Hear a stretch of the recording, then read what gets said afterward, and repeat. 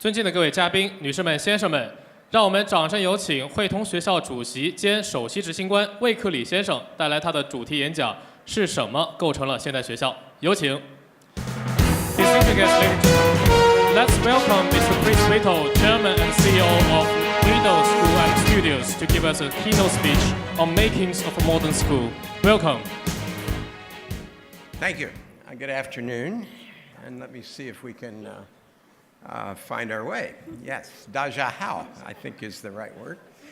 I'm here today to tell you about a very exciting and interesting development in the world of education. And 4 years ago, a group of people from around the world, all around the world, began together around an idea. And we came from every different walk of life to do this. And it began as advisors and very visionary capital, several $100 million of capital that's supported over these past few years what we're doing. Quickly, educators from around the globe began to come together around the idea we're going to talk about, and from both higher ed and from K-12. Nick Dirks, who was formerly the chancellor of Berkeley, and before that, the Dean of Faculty at Columbia University, is our Vice Chancellor and Vice Chairman and Chancellor and heads all of the educational activities of what you're going to see. And he's been joined by educators from around the globe, including Jim Hawkins, who for the last decade was head of Harrow in the UK, Li Jing from Renda Fuzhong, and Bao Yugan here in China, Rebecca Upham, who headed BBN in Boston, Massachusetts, the largest private school in Cambridge there. Educators were joined together by designers and artists and engineers that have been working on this for over 4 years. The most prominent of those being Renzo Piano of Genoa, Italy, one of the world's leading architects who designed the Pompidou Center in Paris, the Shard in London, the Whitney Museum in New York, and many great buildings worldwide. And all of us have been working around one idea, and that idea is to build the first global school. And many people, when they hear that, they think we're speaking of an international school. And international school typically means schools that come from somewhere else and then are kind of dropped in another culture. And we don't actually mean that, though obviously what we're doing has international implications. We think of it as the first global school because it is growing up from many cultures simultaneously, and we think of deeply in its DNA are the best practices of education and educational practitioners all around the world. Our plan is over the next decade to build major campuses in the 30 or so great cities of the world. We'll tell you about the first 2 of those in a moment. We're working on about a dozen cities and various stages of development as we speak with you today. Our first 2 campuses open this coming fall. They open on the same day in the 2 greatest cultures of the world, China and the United States. In the United States, we will open in Washington, D.C., just on the outskirts of Georgetown, in this existing building, which is about 1 million square feet or 100,000 square meter campus in a park in the Georgetown area of Washington. And then at the same time, in the Qianhai district of Shenzhen, this building is being built from scratch along with our partner there, China Merchant Group in Shenzhen, who is our developer and builder of that building. Following those 2 campuses, each year we'll be opening other campuses around the globe. to tell you a bit about them. We think of them as educational hubs, and in many ways much different than a typical school, which often is isolated from its community. We actually view a great school as a crossroads of a community, and we think of it as 6 different strands of work that are going on simultaneously in the school. First of all, we have full-time students, and they come in 3 ways: day students, weekly boarders, and full boarders. Each of these campuses will not only have academic facilities, but they'll have dormitory facilities that vary from city to city. In some cities where boarding is more prevalent, we'll have larger numbers of beds. And example, we imagine about 1,000 beds in Shenzhen, but in DC about 500. And then in addition to providing top quality, full-time education to our children, we will also provide an array of ancillary educational services so that a parent does not have to spend a good portion of their day getting their children around to everything from private music lessons to specialized sports, and we'll offer a full range of summer, weekend, holiday activities in all of the campuses that we do. Typical campus will provide full-time education for about 2,500 students beginning age 3 and going to age 18. These are bilingual schools. Our students in Washington will be going to school in Chinese and English.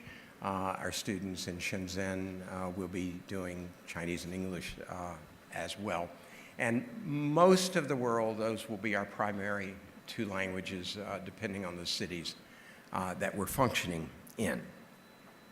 In terms of what is different about these schools versus what you typically see at a school, I have a saying that we all went to the same school, in that literally it feels like 500 years ago someone invented school, and then it's been replicated around the world.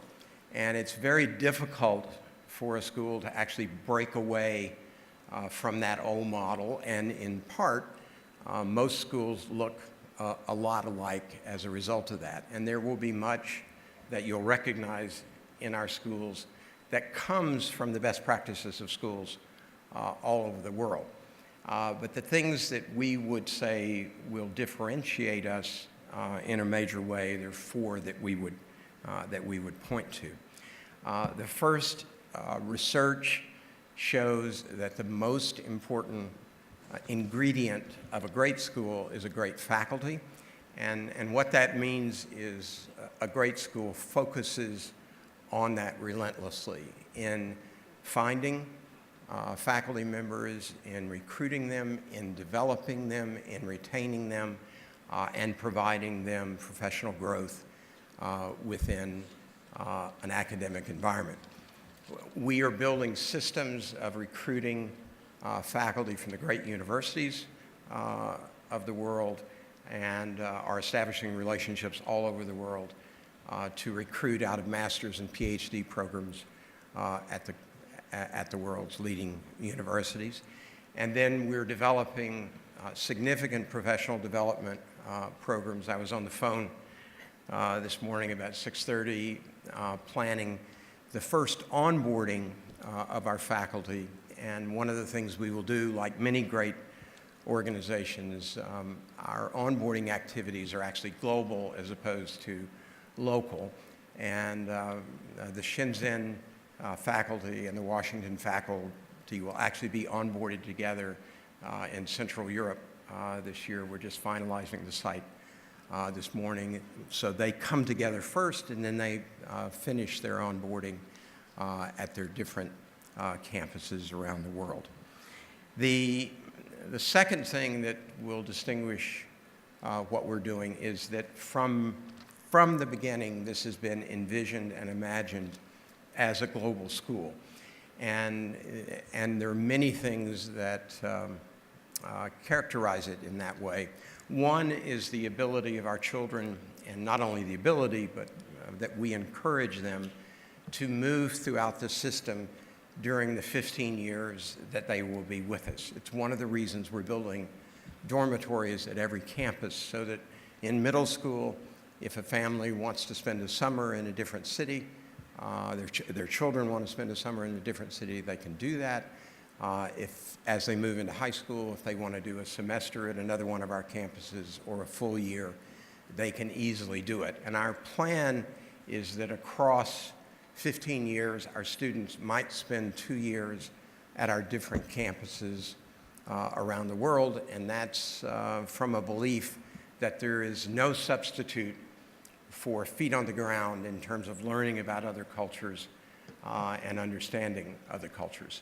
The second big part of that is to be the leading language schools in the cities that we're in, and to provide immersive language programs all over the world to our children, so that they graduate truly multilingual and proficient enough to work and study in another language as they become adults.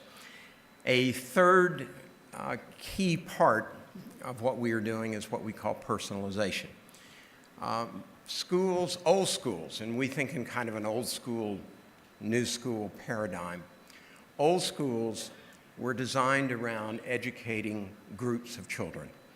And a class is really the organizing unit of old school thinking. New schools think about individual students, and they think about personalizing curriculum, if you will, but we think of a program as much broader than just curriculum in the old sense of the word. And that a great school understands that children learn at very different rates, in very different ways. They care about very different things. And if a school connects with them in those different ways, it's going to be much more effective. The first thing that a great school that is truly going to be about personalization has to do is it has to know its children. And knowing children means that you actually have a system within the school of an adult and a child getting to know one another across a period of years. That's normally called advising systems, but most advising systems are more theoretical than anything, in that there's not really frequent contact in most advising systems with children. We have an entire team that's been working on our advising system for the past couple of years. And most important is the individual one-on-one relationship between a faculty member and a student. But a second part of that is a dashboard of data and information and a portfolio of a child's work, so that a teacher is getting to know them in a very human way, but at the same time understanding what the data of their progress is. And we hope to incorporate AI substantially in our advising system as we go forward. And then the final thing that I would mention, and just to finish on personalization, where it goes to is that an advisor actually helps a child or a student find something that is particularly interesting to them and that they develop real depth and excellence in.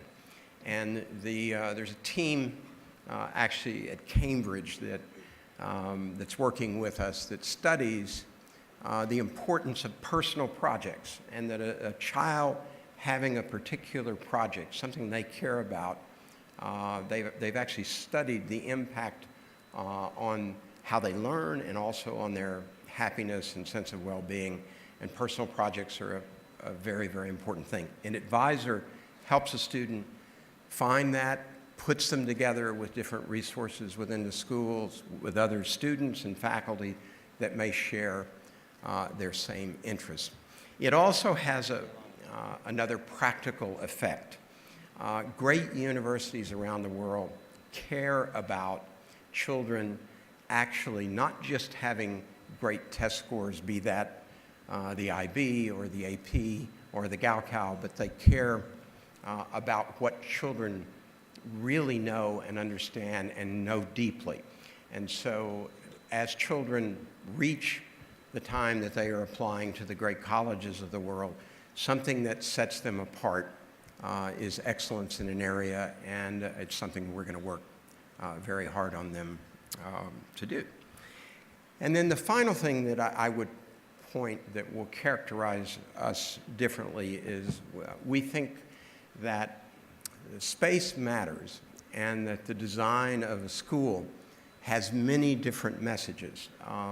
It's in many ways an expression of what a school thinks, and the transparency of a school, the light within a school, the community that architecture allows is important, and it's a constant daily statement to the children that are there. It's also an art and design lesson, and that if you grow up and experience from an early age what excellence in design actually looks like, it matters in a big way in terms of how it affects your own aesthetic sensibility as you grow.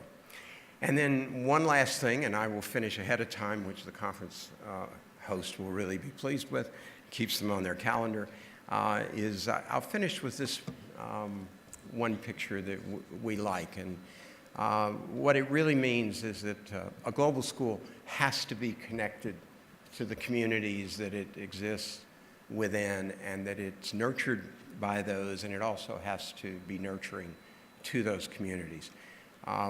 We deeply care about education outside of our walls, and the reason so many outstanding individuals have gathered together to this project is that we envision these campuses being beacons of excellence in the world of K-12. Great schools all over the world have shared with us their thinking and have affected what we are doing, and we think it's our responsibility to give back to schools all over the world. And we just worked very hard on a conference that was essentially the science of learning, attended by about 800 educators from around the world in Shenzhen a couple of months ago, and that's an example of the kind of thought leadership we hope to have in the years ahead. Thank you very much. I'd like to thank the conference for this chance to share the stage, and enjoy your conference. 感谢威克里先生的精彩演讲。Thank you very much to Mr. Chris Whittle for your wonderful speech.